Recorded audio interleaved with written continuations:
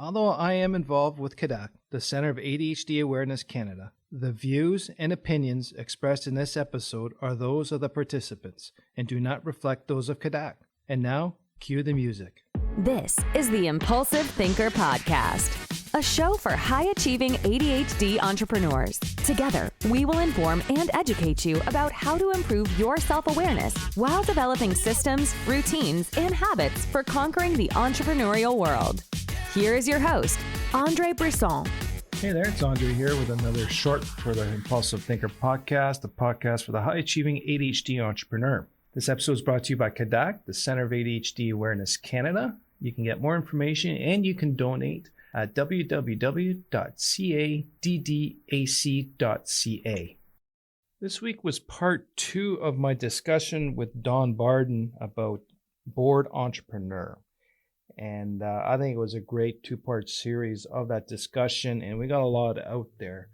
What I got out of it was I actually started to use boredom as an early warning system as I concluded on the last one. And I realized that I actually started doing this probably 3-4 years now, because when I lost Jade Engineers, it was morphed into Jade Plus, and I lost that relationship and company. From there, I started to reassess things and start to look at my boredom as my solution on what to do next, which is created Objective Engineering, which created Tactical Breakthroughs and the podcast so I can help people. Because what happened was I'm bored again. And actually to this day, on this recording today, at the time of this recording in 2022, I am bored again. I started all the stuff. I am still bored. But now I'm starting to look at it from a different lens, from the aspect of the ADHD. Now, I'm bored to this point without creating a lot of chaos because I am aware of my ADHD and what happened to me in the past. And I don't want that to happen again. I want to move on and progress from this. So therefore, right now, what I am kind of using right now as a check is, 3 realizations I have. 3 reasons using boredom as a check. The one reason is engineering is no longer interesting or challenging for me. We're doing a lot of, in my brain, my mind is a lot of mundane stuff that my team loves to do, but it's just that those problems have been solved. It's too easy to solve. It's not intellectually stimulating. It's not fun anymore. So if it's not challenging, interesting, now I'm bored. 2, I don't see much of a future with engineering. And the future has a lot to do with, I know I can make a lot of money if I can just put a little more effort into it, but I don't see the future of it being fun and challenging. Just mundane and repetitive stuff that's just boring and no one seems to want to take the lead, or I got to hire someone. And I don't see much fun and challenging times right now in engineering. And the other thing too is having 1 and 2 in line, I started to give up on engineering subconsciously because how can I make this place more interesting and challenging? Therefore, I was kind of giving up and checking out. So that's how I use boredom, entrepreneurial boredom, as a check to see where I'm at and why. Those are my whys. So now it's to figure out the hows, right? From those 3 statements, I had to find something else or change how I'm involved with engineering. Either I'm in it full time and create something completely new, or that can keep me engaged every day, or I just do things differently that can keep me engaged, only deal with the challenging stuff and interesting, yet I got to do something else because I have to stay engaged in something. So that's one of the reasons I started Tactical Breakthroughs and the podcast, because one of my top strengths is learner, and I need to learn. And that's what happened at that weird transition stage of Jade Engineers was I stopped learning.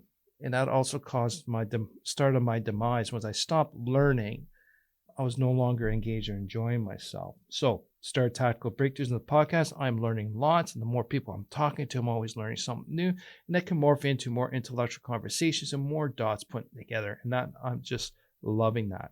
Having that said, I still need engineering, to be honest, for cash flow and for living cost. But it's also something else is telling me inside to stick with it. And I'm starting to see the pattern. It's not really engineering that wants me to stick around. I want to see this team succeed, and I want to help them succeed by understanding how they work best and and how they can improve themselves and grow professionally and personally.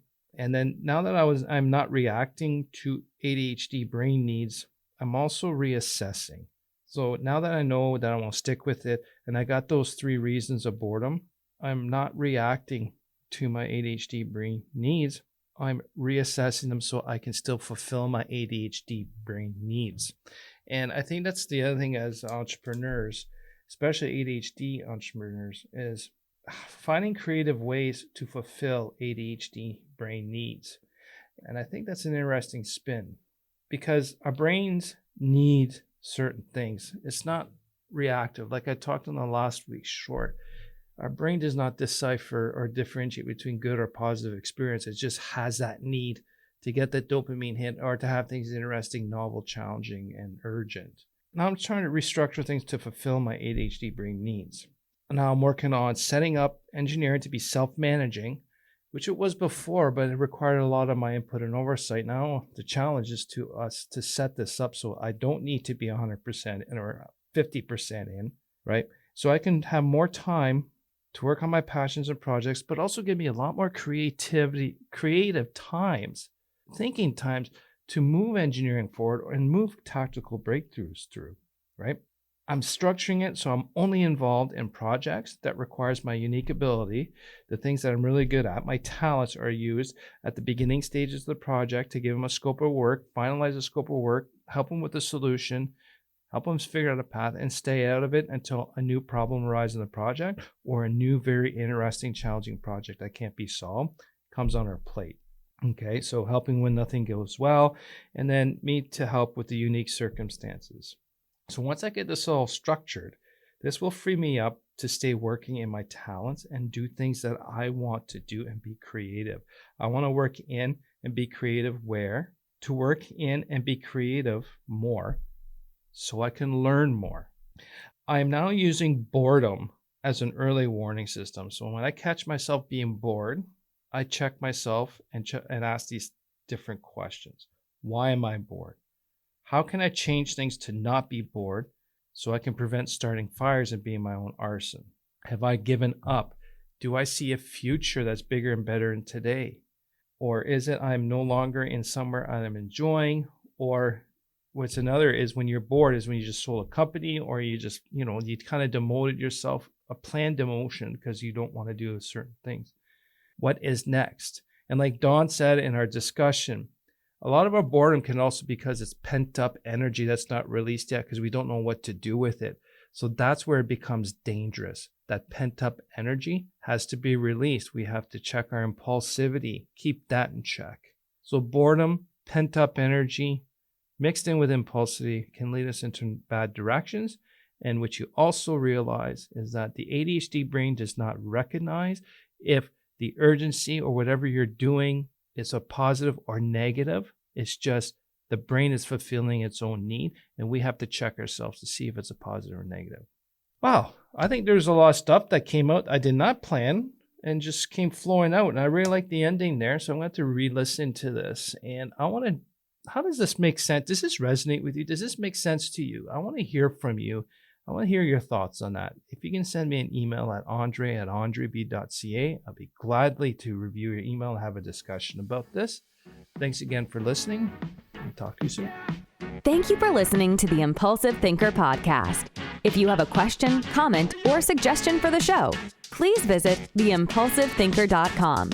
The Impulsive Thinker podcast is produced by Tactical Breakthroughs and hosted by Andre Brisson.